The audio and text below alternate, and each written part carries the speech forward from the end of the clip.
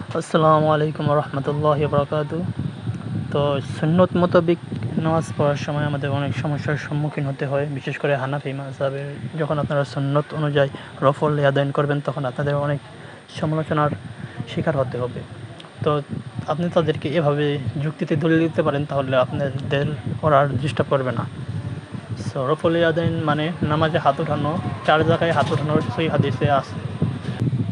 কখন কখন রফল আদায় করবেন, তাকবীরে তাহরিমা, দলিল সবাই একমত। কেমনে করবেন?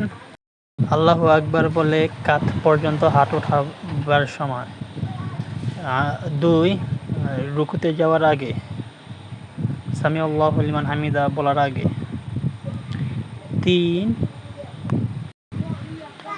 রুকু থেকে উঠে রব্বানা লাকাল হামদ বলার সময় রফল আদায় করতে হবে।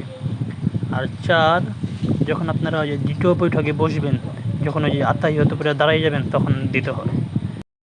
এখানে সই হাদিসের রেফারেন্স দেওয়া হয়েছে।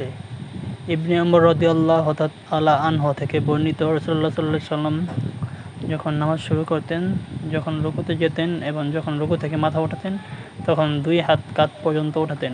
সহিহ বুখারী ও সহিহ মুসলিমে এটা আছে, আপনারা রেফারেন্স দেখতে পাচ্ছেন।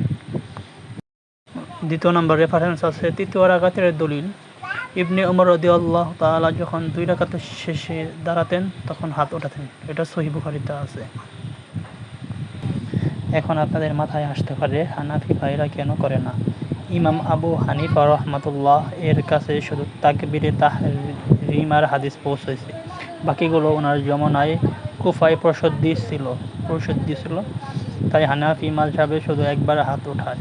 কিন্তু 4 ইমামই বলেন সহিহ হাদিস পাইলে আমার কথা ছেড়ে দাও, হাদিস মানো।